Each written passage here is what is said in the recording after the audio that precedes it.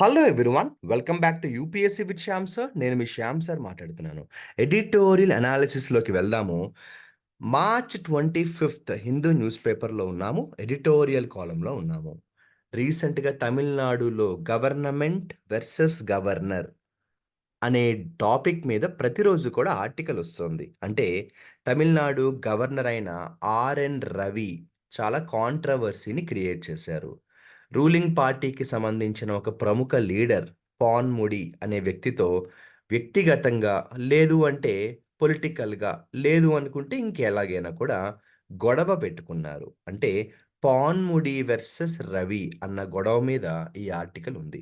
గతంలో మనం చేసిన ఎడిటోరియల్ ఆర్టికల్స్ కూడా కొన్ని ఈ టాపిక్ మీద మనం చేయడం జరిగింది. ఒకసారి మనం లేట్ చేయకుండా డైరెక్ట్ మ్యాటర్‌లోకి వెళ్ళిపోదాం. ఈ వీడియో ఫస్ట్ టైమ్ చూస్తున్న వాళ్ళ కోసం, లేదు అనుకుంటే అసలు తమిళనాడులో ఏంటి గొడవ? నాకు ఐడియా లేదు అని అనుకుంటున్న వాళ్ళ కోసం తప్పదు. కొంచెం బ్రీఫ్ స్టోరీ చెప్పాలి. తమిళనాడు గవర్నర్ రవి అనే వ్యక్తి రీసెంట్‌గా ఏం చేశారో తెలియాలంటే మీకు పాన్ముడి అనే వ్యక్తి గురించి నేను చెప్పాలి. పాన్ముడి అనే వ్యక్తి తమిళనాడు రూలింగ్ పార్టీలో ఒక ప్రముఖ లీడర్. కొంత కాలం క్రిందట లేదంటే కొన్ని రోజుల క్రిందట ఈ పాన్ముడి అనే వ్యక్తికి సంబంధించి అరెస్ట్ చేయమని చెప్పేసి కోర్ట్ చెప్పింది. అంటే స్టేట్ హైకోర్ట్ చెప్పింది. అయితే ఈ అరెస్ట్ చేయడం అనేది ఎప్పుడైతే కోర్ట్ చెప్పిందో, ఇతన్ని అరెస్ట్ చేయమని ఎప్పుడైతే కోర్ట్ చెప్పిందో, అప్పుడు ఈ రవి ఏమన్నాడంటే, అంటే గవర్నర్ ఆఫ్ తమిళనాడు ఏమన్నాడంటే, ఇతన్ని అరెస్ట్ చేయమన్నారంటే ఇతని క్యారెక్టర్ మంచిది కాదు. కాబట్టి ఇతన్ని క్యాబినెట్‌లోకి తీసుకోవడానికి నేను పర్మిషన్ ఇవ్వను అన్నారు. అదే విధంగా అతని చేత ప్రమాణ స్వీకారం చేయించడానికి కానీ, అంటే అతనికి నేను సపోర్ట్ చేయను అన్నారు. అయితే సుప్రీం కోర్ట్ రీసెంట్‌గా ఏం చెప్పిందంటే, అరెస్ట్ అప్పుడే చెయ్యొద్దు మేము చెప్తాము అని చెప్పింది. అంటే స్టేట్ హైకోర్ట్ ఇచ్చిన ఆర్డర్‌ని సుప్రీం కోర్ట్ స్టే చేసింది. అంటే అర్థం ఏంటి? పాన్‌మూడి చక్కగా అతని పనులు అతను చేసుకోవచ్చు కదా! సుప్రీం కోర్ట్ అరెస్ట్ ఆపండి అని చెప్పిన తర్వాత కూడా, ఈ గవర్నర్ అయిన రవి పాన్‌మూడి విషయంలో బిహేవియర్ మార్చలేదు. అంటే అలాగే బిహేవ్ చేశాడు. నేను అతని చేత ప్రమాణ స్వీకారం చేయించను. లేకపోతే నేను అతన్ని క్యాబినెట్‌లోకి తీసుకోను. ఇలా రకరకాలుగా మాట్లాడడం మొదలుపెట్టాడు. ఇది మెయిన్ గొడవ. సుప్రీం కోర్ట్‌కి ఈ విషయం తెలిసి రవి మీద చాలా సీరియస్ అయింది. రవి అనే గవర్నర్ మీద supreme court chief justice of India Chandrachud డైరెక్ట్‌గా మొన్న ఒక మాట అన్నారు. ఏమన్నారంటే, "మీరలా ఎందుకు చేస్తున్నారు? సుప్రీం కోర్ట్ ఎప్పుడైతే అరెస్ట్ చెయ్యొద్దు అని చెప్పిందో దాని అర్థం ఏంటి అంటే, పాన్ముడి అప్పుడే తప్పు చేశాడని ప్రూవ్ చేయలేదు. కాబట్టి పాన్ముడి విషయంలో మీరు అలా బిహేవ్ చేయడం కరెక్ట్ కాదు. పాన్ముడిని మీరు ఇన్సల్ట్ చేస్తే సుప్రీం కోర్ట్‌ని ఇన్సల్ట్ చేసినట్టే కదా!" అని అన్నారు. ఎప్పుడైతే అలా అన్నారో వెంటనే రవి ఏం చేశాడంటే, అంటే తమిళనాడు గవర్నర్ ఏం చేశాడంటే, పాన్ముడిని క్యాబినెట్‌లోకి యాజ్ యూజువల్‌గా తీసుకున్నాడు. అయితే ఇదంతా కూడా చాలా పెద్ద కాంట్రోవర్సీ‌గా రన్ అవుతోంది. ప్రతి స్టేట్‌లో కూడా ఈ గొడవ అయితే ఉంది. గవర్నమెంట్‌కి, గవర్నర్‌కి సరిగ్గా రిలేషన్స్ ఉండట్లేదనమాట. ఇది మ్యాటర్. ఒక ఐడియా కోసం చెప్పాను. ఒకవేళ ఈ ఆర్టికల్ నేను ఎక్స్‌ప్లెయిన్ చేసి కంప్లీట్ వీడియో మీరు గాని చూస్తే ఇంకొంచెం క్లారిటీ వచ్చేస్తుంది. లేట్ చేయకుండా మ్యాటర్‌లోకి వెళ్దాం. క్వెషనబుల్ కాండక్ట్. కాండక్ట్ అంటే బిహేవియర్, ప్రవర్తన. బిహేవియర్ కరెక్ట్‌గా లేదు అని డైరెక్ట్‌గా హెడ్‌లైన్స్‌లోనే చెప్పాడు. ఎవరి బిహేవియర్‌ని చెప్పక్కర్లే కదా! Governor behaviour. Centre should be worried by governors reluctance to follow the constitution. చాలా రాష్ట్రాల్లో గవర్నర్స్ రాజ్యాంగ విలువలు కాపాడట్లేదు. కాన్స్టిట్యూషన్‌ని ఫాలో అవ్వట్లేదు. ఇది చూస్తే నిజంగా సెంట్రల్ గవర్నమెంట్‌కి కూడా భయమేస్తుందట. ఇప్పుడు మ్యాటర్‌లోకి వెళ్దాము. జాగ్రత్తగా ఫాలో అవ్వండి. నేను ప్రతి సెంటెన్స్‌ని సింపుల్ తెలుగులో ఎక్స్‌ప్లెయిన్ చేస్తాను మీ అందరి కోసం. The conduct of Tamil Nadu governor Ravi has been constitutionally questionable for some time now.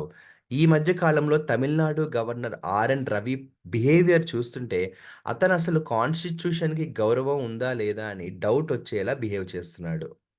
Second sentence. In the latest instance, his refusal to allow reinduction of Ponmudy into Tamil Nadu cabinet has been exposed as unwarranted. నేను ఇందాక చెప్పాను కదా! రీసెంట్‌గా ఏమైందంటే, supreme court of India చెప్పినా కూడా, అంటే supreme court of India Ponmudi అరెస్ట్‌ని స్టే చేసినా కూడా, మన తమిళనాడు గవర్నర్ అయిన రవి ఏం చేశాడంటే, పాన్ముడిని తమిళనాడు క్యాబినెట్‌లోకి తిరిగి తీసుకోవడానికి రిఫ్యూజ్ చేయడం చాలా ఆశ్చర్యాన్ని కలిగించింది. ఒక రకంగా రాంగ్ అని కూడా చాలామందికి అనిపించిందనమాట. ఇప్పుడు తర్వాత సెంటెన్స్ చూస్తే కొంచెం పెద్ద సెంటెన్స్‌లా అనిపిస్తుంది. లెంథీ సెంటెన్సెస్‌లా అనిపిస్తాయి. ఎందుకంటే ఇక్కడ స్టార్ట్ అయిన సెంటెన్స్ దాదాపుగా ఇక్కడ వరకు ఉంది. ఓకే. థర్డ్ సెంటెన్స్ చూడండి. Following some strident criticism from the supreme court, Ravi administered the oath of office and secrecy to Ponmudi, whose conviction in a corruption case was recently stayed by the court, resulting in his eligibility to a member of the MLA being restored. నేను చెప్పినాను కదా అదే sentence. So ముందు RN Ravi ఒప్పుకోలేదు అతని క్యాబినెట్లోకి తీసుకోవడానికి. Supreme court మొట్టికాయలు వేసిన తర్వాత, సుప్రీంకోర్టు చాలా స్ట్రిడెంట్ క్రిటిసిజం చేసిన తర్వాత, మొత్తానికి రవి ఏం చేశాడంటే, పాన్ముడిని ఆఫీస్‌లోకి తీసుకోవడమే కాకుండా ఓత్ కూడా తీసుకున్నాడనమాట. అది కూడా ఎప్పుడు? పాన్ముడి యొక్క అరెస్ట్‌ని సుప్రీంకోర్టు స్టే చేసిన తర్వాత, ఎప్పుడైతే అరెస్ట్‌ని ఆపిందో, మళ్ళీ అతను ఎమ్మెల్యే అవ్వడానికి కావాల్సిన అర్హత అతనికి వచ్చేసింది కదా! అంటే సుప్రీంకోర్టు మొట్టికాయలు వేసిన తర్వాత, రవి చేయాల్సిన బాధ్యత చేశాడు. లేకపోయుంటే అతని డ్యూటీ కూడా అతను సరిగ్గా చేయలేదు అని క్లియర్‌గా అర్థమవుతోంది. Ravi had taken the legally untenable stand that it would be against constitutional morality to re-indict Ponmudy based on the stay of conviction. యాక్చువల్‌గా ఇప్పుడు మీకు డౌట్ రావాలి. శ్యామ్ సార్ అసలు గతంలో రవి ఎందుకు పాన్ముడి విషయంలో అలా బిహేవ్ చేశాడు? పర్సనల్‌గా గొడవలున్నాయా అంటే, వాళ్ళ మధ్యన పర్సనల్‌గా ఏమున్నాయో ఎవరికీ తెలీదు. కానీ రవి చెప్పడం మాత్రం రీజన్ ఏం చెప్పాడో తెలుసా? అవునండి. మరి పాన్ముడిని అరెస్ట్ చేయమని కోర్ట్ చెప్పింది. అంటే అతని క్యారెక్టర్ మంచిది కాదు. అటువంటి వాళ్ళని నేను క్యాబినెట్‌లోకి ఎలా తీసుకుంటాను? అటువంటి వాళ్ళ చేత నేను ఓత్ ఎలా చేయిస్తాను? అది కాన్స్టిట్యూషన్‌కే మోరల్ వాల్యూస్‌ని అవమానించినట్టు కదా! అన్నాడు. కానీ రవి చెప్పిన ఈ ఆర్గ్యుమెంటు చాలా వీక్ ఆర్గ్యుమెంట్ అనమాట. చాలా బలహీనమైన స్టేట్మెంట్ ఇది. In the governor's interpretation, the order of the two-judge bench staying the conviction recorded by the Madras High Court was only by way of interim relief, and that it meant that the conviction was existent but made non-operative and did not amount to being set aside. ఇది చాలా important sentence. వీలుంటే ఒక్కసారి video pause చేసుకొని ఈ sentence అంతా చదవండి. చాలా బావుంది ఈ సెంటెన్స్. ఇంతకీ గవర్నర్ అయిన రవి ఇంకో మాట కూడా అన్నాడట. అంటే పాన్ముడిని క్యాబినెట్‌లోకి మళ్ళీ తిరిగి తీసుకున్న తర్వాత కూడా మేబీ ప్రెస్ వాళ్ళతో గాని, లేదంటే హిందూ పేపర్ వాళ్ళతో గాని చెప్పాడేమో తెలీదు. ఒక మాటైతే అన్నాడు. ఏమన్నాడంట? ఏమన్నాడంటే, సుప్రీం కోర్ట్ మద్రాస్ హైకోర్ట్ ఇచ్చిన జడ్జిమెంట్‌ని స్టే చేసి పాన్ముడిని మళ్ళీ క్యాబినెట్‌లోకి తీసుకోవడానికి హెల్ప్ అయితే చేసింది. కానీ దాని అర్థం పాన్ముడి తప్పు చేయలేదని గాదు, కేసు కొట్టేసింది అని కాదు. కేసయితే ఓపెన్‌గా ఉంది. కాకపోతే ప్రస్తుతం స్టే ఇచ్చింది అంటే ఆపరేషన్‌లో లేదు. సో, కేసు పక్కనేమి పెట్టేయలేదు. అలా అని కేసేమి కొట్టేయలేదు. కేసు కేసులాగే ఉంది. కాకపోతే సుప్రీం కోర్ట్ స్టే ఇచ్చింది కాబట్టి పాన్ముడి అరెస్ట్ అవ్వలేదు. పాన్ముడి అరెస్ట్ అవ్వలేదు కాబట్టి ఎమ్మెల్యే అవ్వడానికి అర్హత ఉంది. కాబట్టి నాకు తప్పలేదు గాబట్టి నేను అతనికి ఓత్ తీసుకొని మళ్ళీ క్యాబినెట్‌లోకి తీసుకున్నాను. లేకపోతే తీసుకునేవాడిని కాదు అని మళ్ళీ అదే యాటిట్యూడ్‌ని బిహేవియర్‌ని కూడా చూపించాడంట Ravi.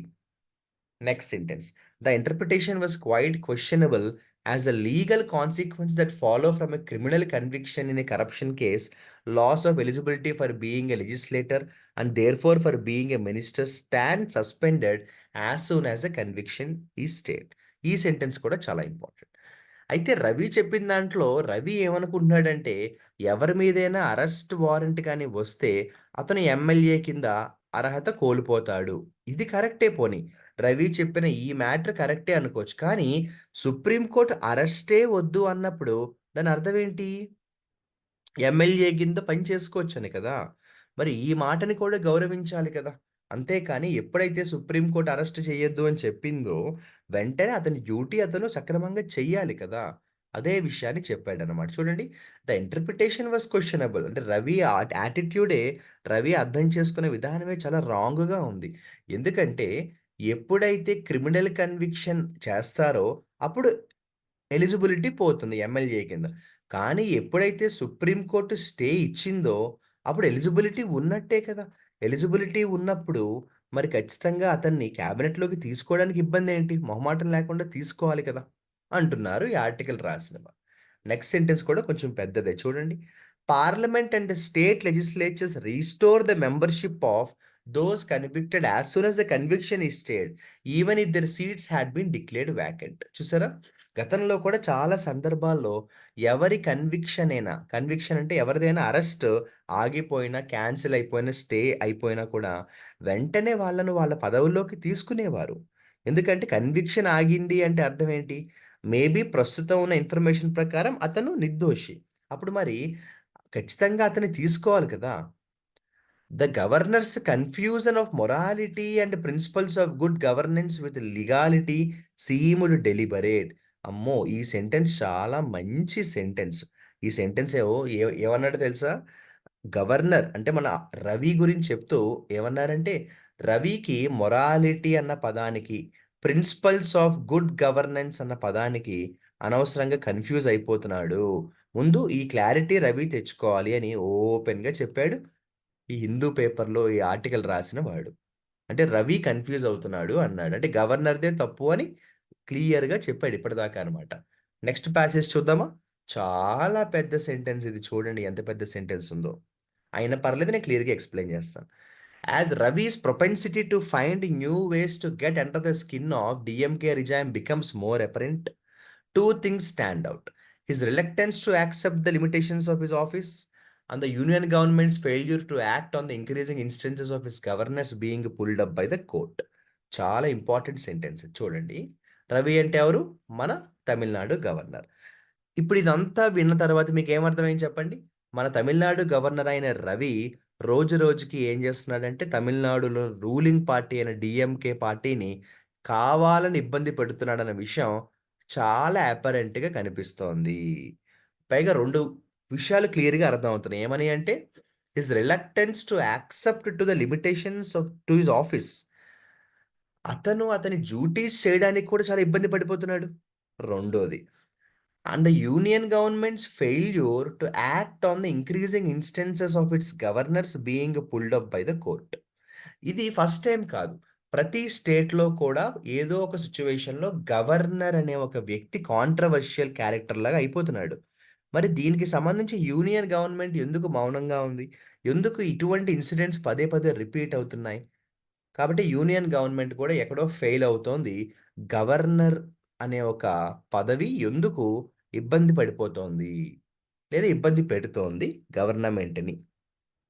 On an earlier occasion, the court had noted that he had disposed of bills pending with him only after his prolonged inaction was questioned by the court. మళ్ళీ వినండి ఏమన్నాడు? ఆన్ అన్ ఎర్లియర్ ఒకేషన్ గతంలో కూడా the court had noted that court ఓ విషయం చూసింది ఏమని అంటే he had disposed of bills pending with him only after his prolonged inaction was question. ఈ సెంటెన్స్ మీకు అర్థం అవ్వాలంటే ఒక క్లారిటీ రావాలి. ఇప్పుడు తమిళనాడు అసెంబ్లీ ఉంది. తమిళనాడుకి సంబంధించిన గవర్నర్ ఇక్కడున్నాడు. అసెంబ్లీలో జనరల్‌గా ఏదైనా బిల్లు పాస్ అయిన తర్వాత మాక్సిమం ఏం చేస్తారంటే, ఆ బిల్లుని గవర్నర్ దగ్గరికి పంపిస్తారు. గవర్నర్ జనరల్‌గా ఏం చేస్తాడంటే, ఓకే చెప్పేసి అసెంబ్లీకి పంపిస్తాడు. కానీ కొన్ని కొన్ని సార్లు ఏమవుతూ ఉంటుంది, గవర్నర్ అనే వ్యక్తి ఏం చేస్తాడంటే, ఈ బిల్లు నచ్చలేదనుకో హోల్డ్ చేసేసుకుంటాడు. అంటే అతని దగ్గర పెట్టేసుకుంటాడు. చాలా బిల్స్ అలా హోల్డ్‌లో పెట్టేస్తారు. అప్పుడు అసెంబ్లీ వాళ్ళకి కోపమొస్తే ఏం జేస్తారంటే, ప్రెసిడెంట్‌కో, ప్రైమ్ మినిస్టర్‌కో కంప్లెయింట్ ఇస్తే వాళ్ళు మొట్టికాయలేస్తారు. లేదా సుప్రీం కోర్ట్‌కెళ్తే వాళ్ళు మొట్టికాయలేస్తారు. సో, తమిళనాడులో కూడా అదే జరిగిందంట. మన రవి అనే వ్యక్తి చాలా బిల్స్‌ని హోల్డ్‌లో పెట్టేసుకునేవాడట. మొత్తానికి కోర్ట్ గాని, లేదంటే సెంట్రల్ గవర్నమెంట్ గాని ఎవరో ఒకళ్ళు మొట్టికాయలు వేసిన తర్వాత అప్పుడు ఆ బిల్స్‌ని రిలీజ్ చేసేవాడట. ఇది కూడా చాలా అబ్జర్వ్ చేయవలసిన పాయింటే. అంటే తమిళనాడు గవర్నర్ అయిన రవి విషయంలో ఇది పదే పదే కనిపిస్తోంది. ఈ మిస్టేక్ అంటున్నాడు. Next. In the latest instance he gave enough cause for the court to ask if the government doesn't follow the constitution what does the state do to accept what does the state do except come to a constitutional court. రీసెంట్‌గా కూడా తమిళనాడులో ఏదైతే జరిగిందో దానికి సంబంధించి supreme court చూడండి. In the latest incident he gave enough cause for the court to ask. Supreme court కూడా మొట్టికాయలేసింది రవికి. మొట్టికాయలు వేయడంతో పాటు క్వెషన్ ఏమడిగింది తెలుసా? If the governor doesn't follow the constitution. ఒరేయ్ బాబు! నువ్వు గవర్నర్ అన్న విషయం మర్చిపోకు. ఎందుకంటే గవర్నరే కాన్స్టిట్యూషన్‌ని ఫాలో అవ్వకపోతే ఇంకా స్టేట్స్ ఎలా ఫాలో అవుతాయి అనుకుంటున్నావు? ఎందుకంటే గవర్నర్ అనే వ్యక్తి స్టేట్‌కి హెడ్. గవర్నరే కాన్స్టిట్యూషన్‌ని పక్కన పెట్టేస్తే, ఇంక రాష్ట్ర ప్రభుత్వాలు ఎలా ఫాలో అవ్వాలి? కాబట్టి దయచేసి ఇటువంటి పిచ్చి పనులు చేయకండని కోర్టు మొట్టికాయలైతే గట్టిగానే వేసింది గవర్నర్ మీద. అయినా కూడా గవర్నర్ బిహేవియర్ పెద్దగా ఏమీ చేంజ్ లేదంటున్నాడనమాట. నెక్స్ట్ చూడండి. Things have come to such a pass that only a vocal court can discipline them. అయితే అన్‌ఫార్చునేట్‌లీ ఏమైపోయిందంటే, ఇటువంటి ఇన్సిడెంట్స్ జరిగినప్పుడు గవర్నర్‌కి వార్నింగ్ మాత్రమే ఇవ్వగలరు కోర్టులు. అంటే గవర్నర్‌కి ఒక ఓరల్ అనౌన్స్‌మెంట్‌లు మాత్రమే ఇవ్వగలరు. Given the plurality of litigation concerning the conduct of governors, it is disconcerting that the centre doesn't see any scope for remedial measures when it be its duty to replace governors who are pathologically averse to follow the constitution. అమ్మ బాబోయ్! ఈ సెంటెన్స్‌లో చాలా పెద్ద మాటలే వాడాడు ఈ article రాసినవాడు. అసలు మీరు చూసారా సెంటెన్స్ ఇక్కడ మొదలైంది, ఇక్కడ ఆగింది. చాలా పెద్ద సెంటెన్స్. నేను మీకు సింపుల్‌గా ఎక్స్‌ప్లెయిన్ చేస్తాను వినండి. అన్‌ఫార్చునేట్‌లీ భారతదేశంలో ప్రస్తుతం సిస్టమ్ ఎలా ఉందంటే, గవర్నర్ ఇటువంటి పిచ్చి పనులు చేస్తే, కేవలం వోకల్ వార్నింగ్ మాత్రమే ఇవ్వాల్సి. అంతేకాని అంతకు మించి గవర్నర్ ఎవరైతే ఇలా వెరైటీగా బిహేవ్ చేస్తున్నాడో, అతని వెంటనే తీసేసి పోని, రీప్లేస్ చేసే అవకాశం ఉందా అంటే లేదు. ప్రస్తుతం మన ఇండియాలో ఇంకా గవర్నర్ తప్పు చేస్తే వెంటనే ఆ గవర్నర్‌ని పీకేసి, కొత్త గవర్నర్‌ని పెట్టే అంత అద్భుతమైన, బలమైన చట్టాలు మన ఇండియాలో అయితే ఇంకా లేవు. అది అన్‌ఫార్చునేట్‌లీ అలా ఉంది అంటున్నాను. డిస్‌కన్సర్టింగ్ అంటే చాలా బాధపడవలసిన విషయం ఏంటంటే, గవర్నర్స్ తప్పు చేస్తే పెద్దగా పనిష్మెంట్స్ లేవు అంటున్నాడు. అంటే తప్పు చేయడం అంటే ఇక్కడ పెద్ద క్రైమ్ ఏం కాదు గానీ, కాన్స్టిట్యూషన్‌ని ఫాలో అవ్వకపోవడం లాంటి తప్పులు మాట. ఓకేనా? క్రిమినల్ యాక్ట్స్ అని కాదు. వయలేషన్ ఆఫ్ కాన్స్టిట్యూషన్ మాట. కాబట్టి గవర్నర్ తప్పు చేస్తే దానికి పెద్ద పనిష్మెంట్స్ ఏమీ లేవు అంటున్నాడు. The only explanation is that their conduct is driven not by constitutional norms but by political assignment given to them by those appointing them. అమ్మ బాబోయ్! ఈ లాస్ట్ సెంటెన్స్‌లో చాలా అంతరార్థం ఉంది. ఏమన్నాడో తెలుసా? అవును, ఇంతకీ గవర్నర్స్ ఎందుకిలా బిహేవ్ చేస్తున్నారు? వాళ్ళకి నిజంగా కాన్స్టిట్యూషన్ అంటే విలువ లేకపోవడమా? లేదు, వాళ్ళను అపాయింట్ చేసిన వాళ్ళు దగ్గరుండి చేయిస్తున్నారా? Political assignments given to them అంటే, వాళ్ళని ఎవరైతే అపాయింట్ చేస్తారో, అపాయింట్ చేసిన వాళ్ళే ఇవన్నీ వెనక నుండి నడిపిస్తూ కావాలని రూలింగ్ పార్టీలని అంటే, ఒక రకంగా చెప్పాలంటే వాళ్ళకు అపోజిషన్ పార్టీలనమాట. వెనక నుండి ఇవన్నీ వాళ్ళే కావాలని చేయిస్తున్నారా? అని ఒక సెటైరికల్ సెంటెన్స్‌తో ఈ ఆర్టికల్ ఎండ్ అయితే చేశాడు. ఈ లాస్ట్ సెంటెన్స్ హైలైట్ అబ్బా! మొత్తం ఆర్టికల్‌లో ఈ లాస్ట్ సెంటెన్స్‌లో చాలా అర్థమైతే ఉంది. గవర్నర్ ఎందుకిలా చేస్తున్నాడు? నిజంగా కాన్స్టిట్యూషన్ అంటే విలువ లేక చేస్తున్నాడా? లేదు, అతని వెనక ఎవరైనా ఇవన్నీ దగ్గరుండి నడిపిస్తున్నారా? అని చాలా పెద్ద మాటే అన్నాడు ఈ ఆర్టికల్ రాసిన వాడు. సూపర్ ఆర్టికల్ కదా! సో, ఒక్కసారి గాని మనం బ్రీఫ్‌గా చూడాలంటే ఫస్ట్ సెంటెన్స్‌లో ఏమన్నాడు? రవి బిహేవియర్ కరెక్ట్ కాదు అన్నాడు. సెకండ్ సెంటెన్స్‌లో జరిగిన కథ ఏంటో చెప్పాడు. సుప్రీం కోర్ట్ చెప్పిన మొట్టికాయలేసిన తర్వాత కానీ అతను కరెక్ట్‌గా డ్యూటీని ఫాలో అవ్వలేదు అన్నాడు. ఇక థర్డ్ సెంటెన్స్‌లో ఏమన్నాడు? పాన్ముడి విషయంలో స్టోరీ ఏంటో చెప్పాడనమాట. అతని మద్రాస్ హైకోర్ట్ అరెస్ట్ చేయమని చెప్పింది. కానీ సుప్రీం కోర్ట్ స్టే ఇచ్చినా కూడా రవి అతనికి సపోర్ట్ చేయలేదు. క్యాబినెట్‌లోకి తీసుకోవడానికి చాలా ఇబ్బంది పెట్టాడు. ఇంతకీ రవి ఆర్గ్యుమెంట్ ఏమైనా బావుందా అంటే అస్సలు బాలేదంట. చాలా వీక్‌గా ఉంది. అన్‌టెనబుల్ అంటే వీక్ అనమాట. రవి వాదన అర్థం లేని పిచ్చి వాదన అంటున్నాడు.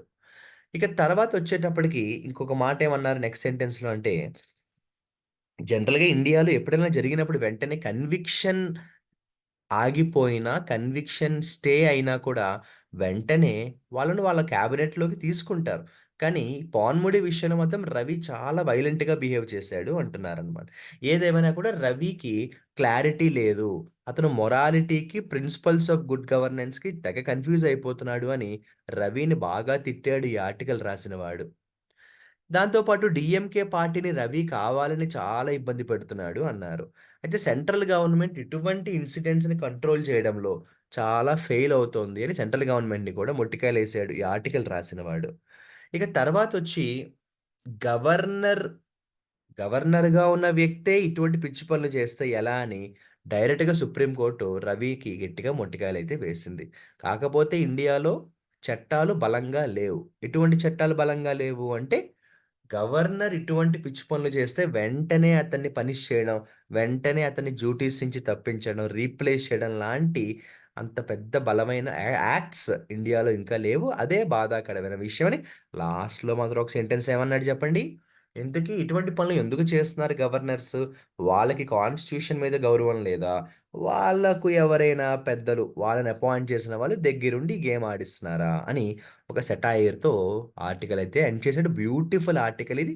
యాక్చువల్‌గా చెప్పాలంటే ఈజీ టు అండర్‌స్టాండ్. అంటే వొకాబులరీ అయితే పెద్దగా లేవు ఈ ఆర్టికల్‌లో. ఒక్కసారి చదివితే చాలు ఈజీగా అర్థమైపోతుంది. కాకపోతే ప్రాబ్లమ్ ఎక్కడంటే కొన్ని కొన్ని సెంటెన్సెస్ మాత్రం చాలా లెంథీగా ఉన్నాయి. ఆ లెంథీ సెంటెన్సెస్‌ని మీరు పార్ట్స్‌గా డివైడ్ చేసుకొని చదువుకుంటే మాత్రం ఈజీగా ఉంటుంది. అందరికీ కూడా ఈ వీడియో క్లియర్‌గా అర్థమైందనుకుంటున్నాను. అర్థమైతే మీ ఫీడ్‌బ్యాక్‌ని కామెంట్ సెక్షన్‌లో నాతో షేర్ చేసుకోండి.